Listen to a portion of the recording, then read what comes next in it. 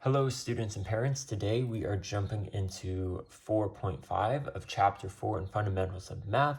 We're talking about rational numbers, and just a quick recap from last chapter, I believe it was. We did go over rational numbers, and it's any number that can be shown as a over b, a fraction. That's basically all we need to know.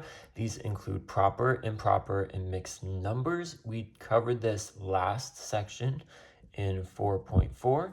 So if you need a quick recap on that, it was called renaming fractions, but that was our first step. Now we're jumping in a next step further, getting into some more foundational elements here. So a few things to note as we get started. Typically with mixed numbers, we are going to convert them to an improper fraction. And this is where we do that method of we go like this, we're going clockwise, we multiply, then we add. So that's 4 times 2 plus 3. So that's 8 plus 3, which equals 11. And we keep the same denominator here. So 11 over 4. All right, some examples express each of the following as the lowest term. That means we need to simplify, reduce, get it as small as it can be in the AB form. So if we have 15, it's the same as saying 15 over 1, because any whole number can be put over 1, and that is in the AB form. This one, we need to make it an improper fraction, so we do the times and the plus, as we already did here. And then in this one, we need to just reduce it. So 2 can go into both of these, 15 over 4. We keep the negative sign because we're not doing an operation, we are just reducing. So that's our first chunk that we need to know. So what this would look like is this becomes 4 over 1, 12 over 1. Hooray. This one, we can do that method, and that would be 3 times 3 plus 2. So that would be 11 over 3. This one might look tricky, but first let's just do what's the square root of 36? 6. And to get that in AB form, we would put 6 over 1. Let's see, this one right here would be an example of us reducing it. So 3 can go into both of those. That would be 7 over 3. So we reduce that one. And these are just the rest of the practice problems you should go through. Make sure you're confident with these. But that's all that this section is going through. It's just telling us, okay, let's remember what we're doing here so that as we keep going, we can just carry on forward as we go. All right, the next page, we have decimals to rational number form. So this means we will be given decimal numbers. So I like to notate and make notes on this so that when I look over it, when I'm reviewing for the assessments, I can say, okay, we're given decimal numbers. Now we need to express 24 hundredths in the rational number form. So if you'll remember, this was actually in chapter 1 when we went over the tenths place, the hundredths place. So this is why we've been talking about how we're building foundation as we go, and the fundamentals is we need to go back and say, okay, what were we doing when we were looking at this? Okay, this is the 10th place because it's on this side of the decimal point. So we add a th, 10th, 100th, and then in another example down here, this would be the 1000th. But we see 2 is in the 10th place and 4 is in the 100th place. Awesome. What we are interested in, so we are interested in the last digit, the 4. So the 4 is in the hundredths place. Hundredths place means we will have 100 as the denominator. So you just use the same root, 100, 100 in the denominator, and the 24 is in the numerator. So if we get something like this, so beautiful as that, we just need to see what is the last digit. It's in the hundredths, so we can put 24 over 100. And then this was just another short example. If we had a 0 to 4, that would be 24 thousandths. 2 is now in the hundredths place, 4 is in the thousandths place. So we scooted everything over, 0 is in the 10th. So that tells us the denominator would be 1,000 because it's in the thousandths place, this 4. So in that case, this is what that would look like. But let's get back to this first example. We have 24 over 100, but you'll notice it is not in the lowest term, and everything we're doing in this chapter so far wants us to get it to its lowest terms. That means we need to simplify. So 4 can go into both of these. That gives us 6 over 25. So to conclude this example and this chunk of the lesson, we would say that the decimal of 24 hundredths. In rational form is 6 over 25. So that would be that. So then these are some practice problems. We would say, okay, what place is this? Hopefully you're saying it's in the 10th place. So that means we could do 5 over 10. And then is this in its lowest term? No, it is not. So let's divide each by 5, and that will be 1/2. And I know some of these, like you'll look at this and say, this is 3/4, Mr. White.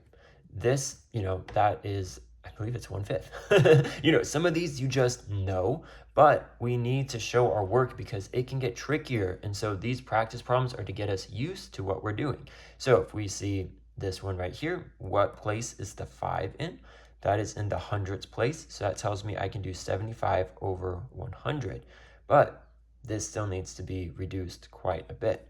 If I divide each side by 25, then I should get 3 over 4.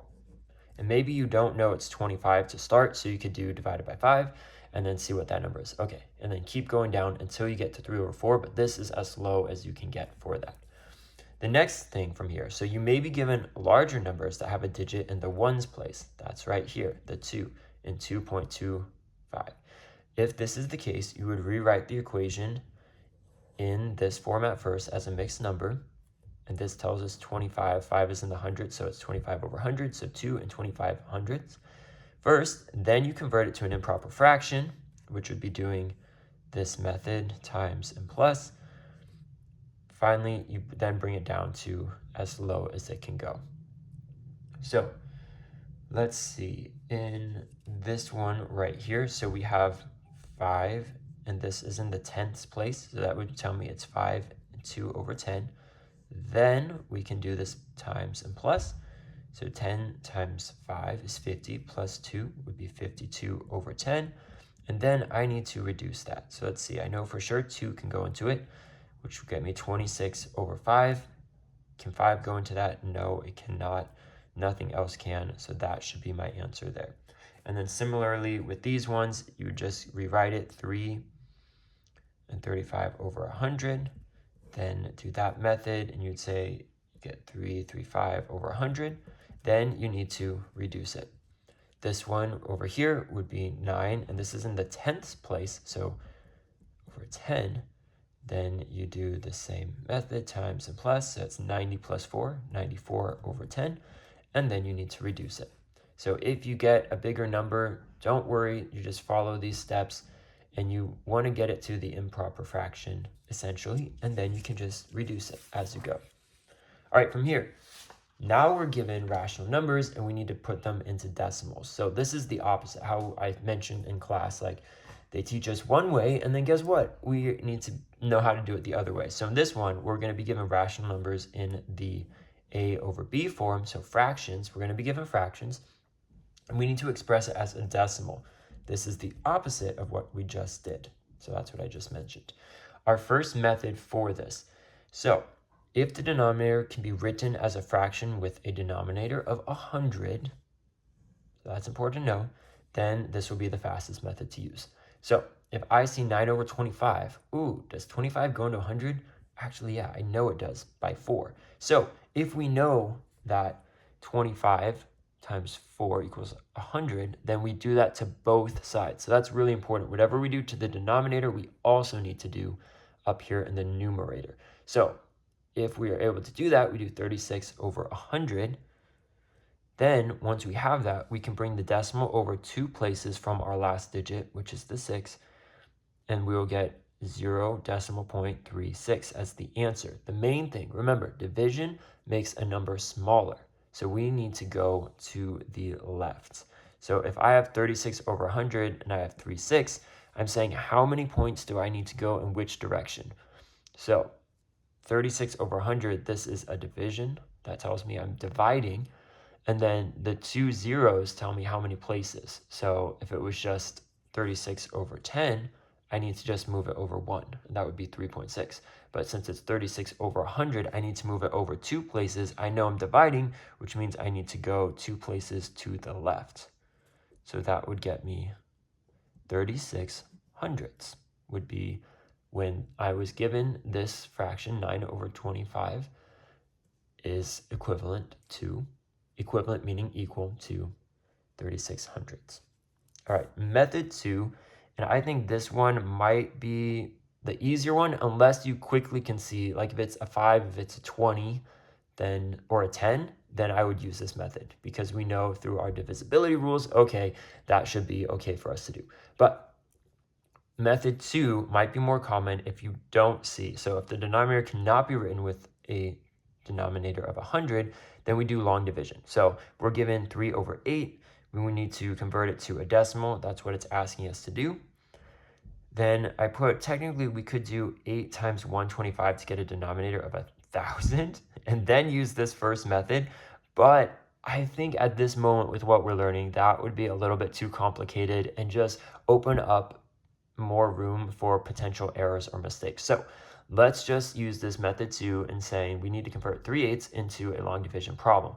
And how I always say it, and I think a lot of the class thinks I'm a bit crazy or insane when I say this, but it helps me so much, and I don't want you guys to ever mess up how to get into this long division. So all you need to tell yourself is 3 is afraid of heights. He's up here at the top of the fraction. He's terrified. He wants to jump down and be safe inside of the house. So that's why I would bring it down into the 3 inside of the house here, and then 8, and then we can actually do this problem out.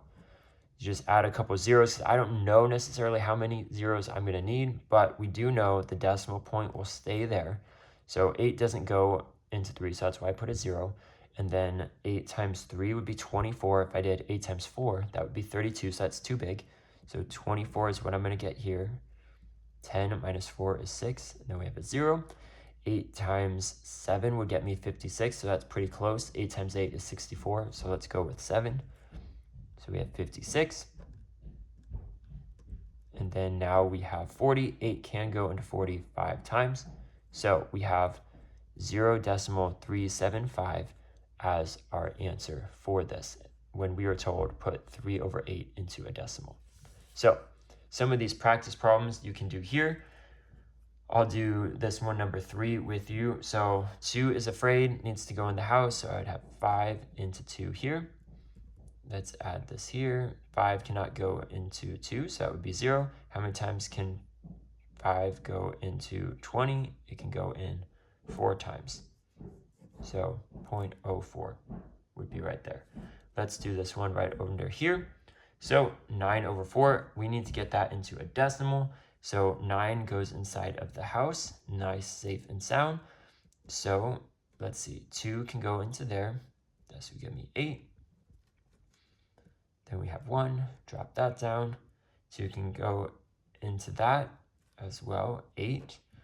And then we're left with 20. 4 can go into 25 times. So 9/4 in a decimal would be 2 and 25 hundredths. So hopefully that was helpful here. Last thing we need to go over for this would be what happens if the remainder just keeps on repeating. And we'll see this a couple times, and you'll sort of learn and memorize which numbers do this, but it just goes on and on and on and on forever. Well, if that happens, so in this example, 1 over 3 in decimal form, we set up the division, so that's 3 going into 1, and we would see that we just keep coming out to 3, 3, 3, 3, 3. If that's the case, we can list the answer as 3 with a line over it. So that's 3 with a line over it. This straight line is telling us that it is a repeating decimal. So if we do this example here, we have 5 over 12, and let's get that to a decimal form. Oh, I already messed up because the 5 is afraid. Let me just rewrite it again. So 12 and 5, like that. That's what we're doing. So that's why that little trick of 5 is afraid, I started writing, I'm like, 5 is afraid. He needs to be inside the house, not outside the house. So if we do this, I would say let's bring the decimal because 12 can't go into 5, but 12 can get close to 50 if I do 4. So 12 times 4 is 48. So that would be 4, 2, 0. 12 times 2 is 24, so that's too big. So I have to do 1.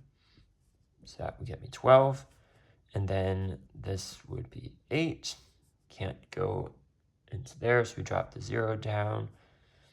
And 12 into 80. Let's see, 6 times would get me to 72. And then you'll see, look, 8 again, 0. And if I do that again, I'm just going to have another 6. Would get me 72. And then guess what? I have another 80. And so I would do 6 again. So this is an example that for this answer, once I do it and see the trend of like, okay, there's 80, 80, 80, sometimes just after 2 times is enough. But if not, just keep going just to double check.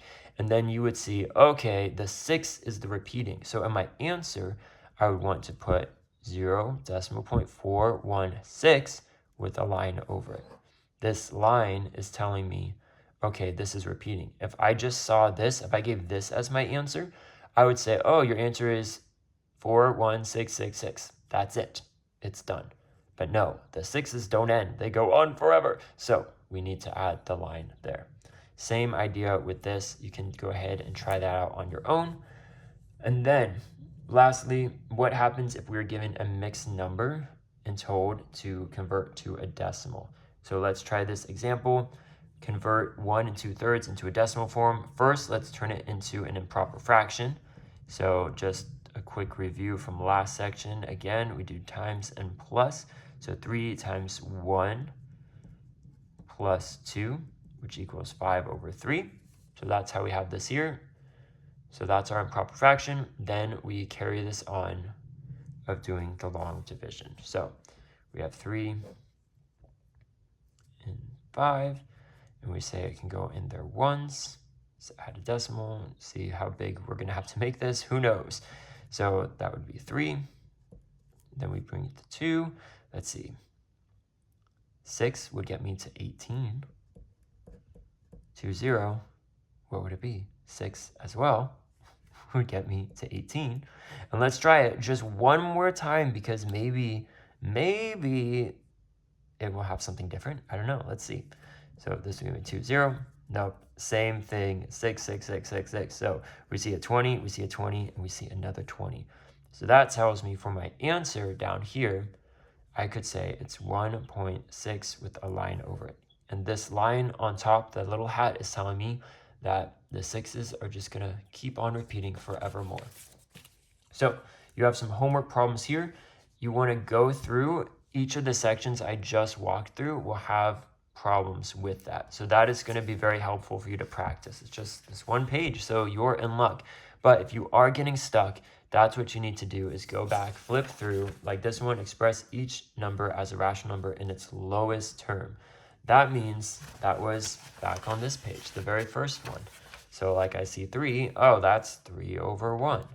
I see this one, I need to turn it into an improper fraction. 2 times 3 plus 1, 7/2. Can I reduce that anymore? No, I cannot. 6/12, that needs to be reduced, so let me reduce it.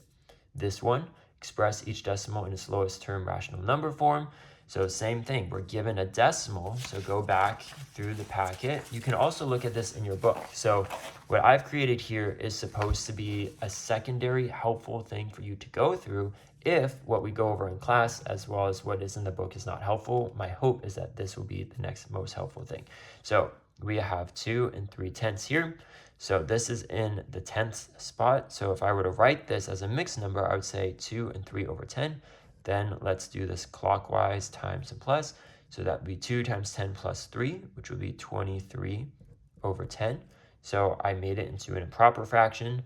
And then I need to ask myself, can I reduce this anymore? Does not look like it. If this was 24, then I could. But that looks like that's as far as we can go with that one. And then same with this one. Let's do this one. So this is the 8 is in the 10th place. So that would tell me it's 1 8/10.